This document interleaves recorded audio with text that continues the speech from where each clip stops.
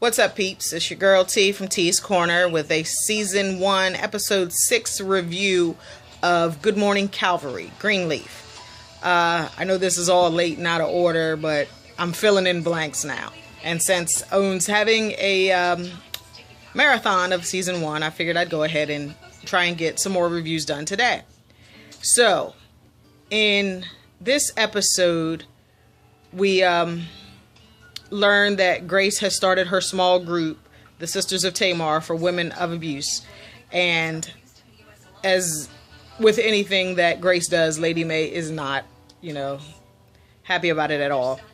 But she has a really good meeting. She has some people who comes out and shares. Those who don't share, they write down their stories. And some don't do either. They're just not comfortable enough yet to tell their stories. And we meet Stacy. Stacy was the unwanted child of her father, who said he couldn't afford one, so he didn't want another.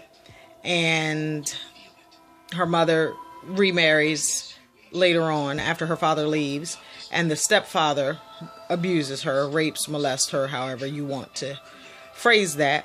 And she said when he initially made contact with her, lay your head in my lap, rubbing her shoulders, rubbing her back, she didn't think that anything was wrong with it because her sister and her mother were present.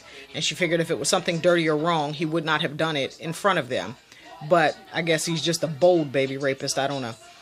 And so she shared her story. Her husband comes later after the meeting to pick her up with their two daughters. And you can tell immediately from his tone that he is not a good guy. That he is probably, abusive. But when you've been abused, you tend to sometimes gravitate toward that type of man because that's all you know. You don't know what healthy looks like. So you just go for what you look like. So I'm immediately put off by him and thinking that he's a bad guy. And it proves to be that he is. He beats her up because he's embarrassed that she spoke out about what happened to her and said it made him look bad for being with someone like her, which is absolutely insane, but I guess there are people who think like that. And Bishop has also forced Grace into preaching. And this was like my first inclination that Bishop has some stuff with him, because when he initially asked her to take over as associate pastor after sitting Jacob down, she told him, "I will not preach." And he said, "We'll talk about that." He didn't say, okay, he didn't agree to it. He said, "We'll talk about that." But in the end, they didn't talk about it. He pulled rank and used her position to force her to do it. He didn't ask her to do it. He told her she was going to do it. And that's not talking about it. So I was disappointed in the way that he handled that because he knew that she didn't want to do that. Meanwhile, Jacob is trying to get back into Daddy's good graces. So he's met some guy at his best friend's bachelor party in Vegas who is like a newly appointed CEO of some Christian network television or something. And he's trying to get his dad onto television.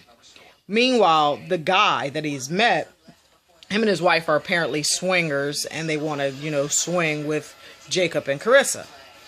And Carissa, to Jacob's surprise, is okay with this. She's willing to do whatever it is that he has to do in order to secure, his standing in the church and with his father. So if getting his father on TV and making this deal with this guy is good, she's willing to swing with this man and his wife in a hot tub at this cabin that they just bought in order to ensure Jacob some kind of ground.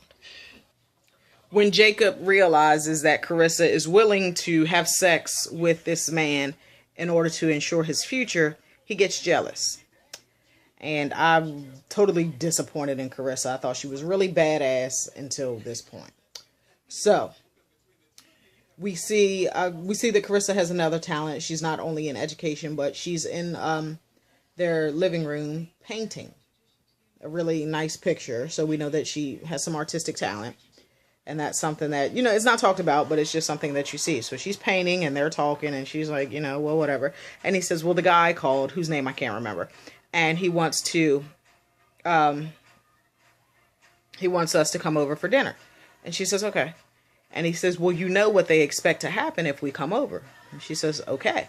And he's like, you're really okay with this? And she's like, your sister is preaching tomorrow. After that, we don't know what your stock is going to be in the family, so we need to do whatever we can do. So he says, all right, well, I'll call him and let him know.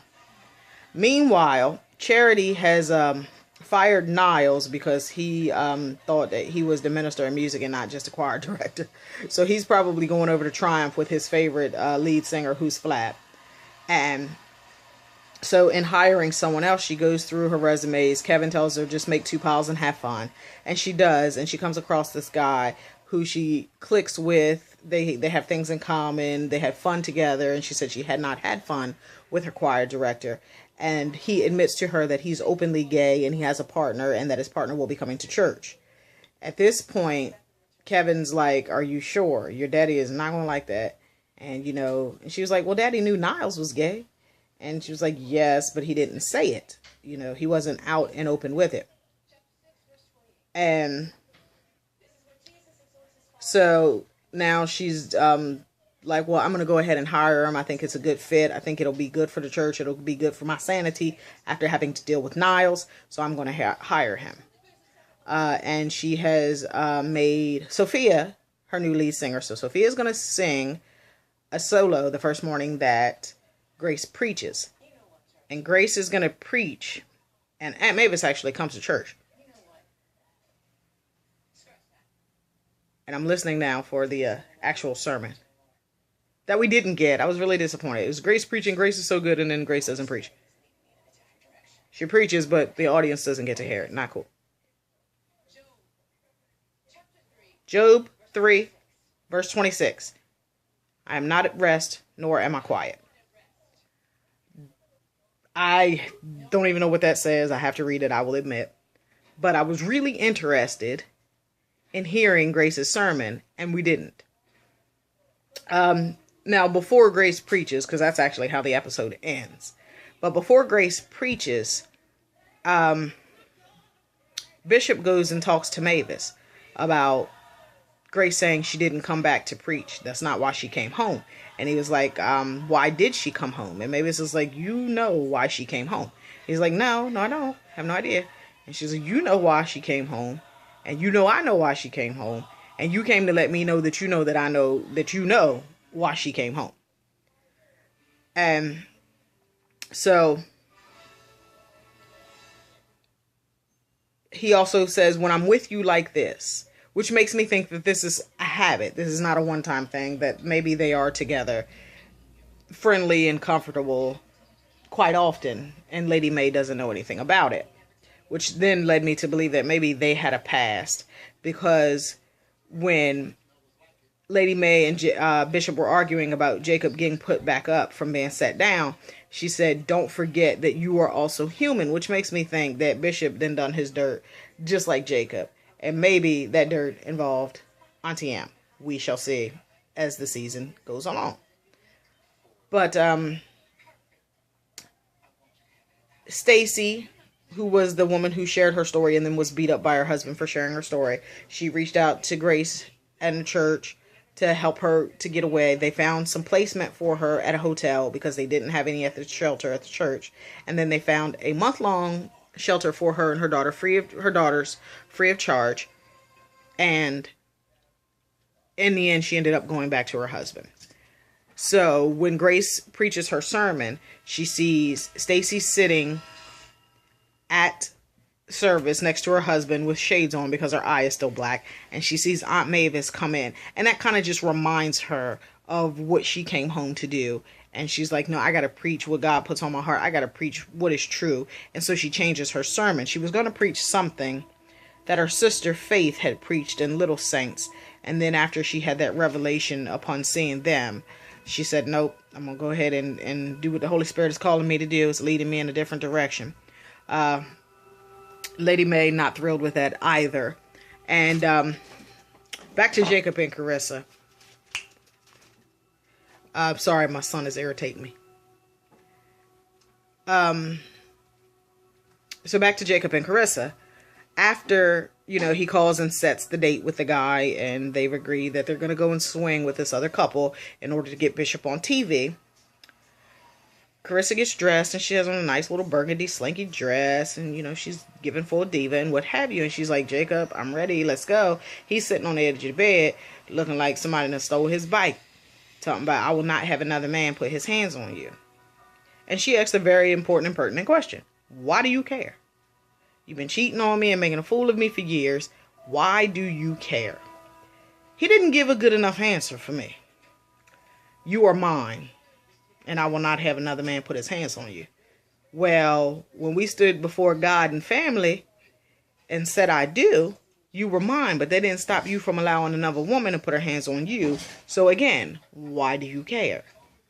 So he didn't make any apologies. He didn't make any declarations of undying love and ask for forgiveness. But apparently this little bout of jealousy was all that it took to get him and Carissa back on track. And I was like, I don't know who wrote that, but that ain't realistic. You ain't apologized for doing me wrong. I ain't really forgave you if my attitude is like that when you say something about doing me wrong. Yet you say I'm yours and you won't have another man touching me, and oh, we fall madly into bed and everything's okay. Yeah, I'm gonna need y'all to rewrite that whole scene and do it better, because that's unbelievable. Ain't nobody falling for that. Now, granted, we knew she wasn't going anywhere, but I trumped that up to being opportunistic and securing her place, not because she loved him, though she did say that she does love him. However, she also said that he wouldn't forgive her for this one thing. This one thing is not because I love you. Something happened with Jacob and Carissa that we don't know about. Now, we don't know if she was unfaithful. Later episodes led me to think about other stuff, but since this is technically episode 6 review, we won't talk about those later episodes that I've already seen. But I don't think that it was just, I love you and, it's just that. No, I think there was something that went down between them. I don't know if she cheated. I don't know if something really traumatic happened in their marriage, which is what led to him being unfaithful to her, or, and I won't say, oh, this happened and then, she did something so he was unfaithful, unless it was payback. But other than that, then there's nothing that she could have done that could have led him to being unfaithful, except that he wanted to. But, you could ignore your spouse and stuff like that, and that could cause them to feel comfortable with breaking their vows. But we don't know what it is. There is a fly in here. I'm sure y'all can see it, and it's annoying me. So, right at this point, we don't know what that thing was that happened with Jacob and Carissa.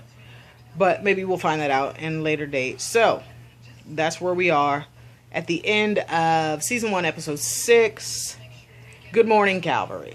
When grace preaches, but we don't get to hear the sermon.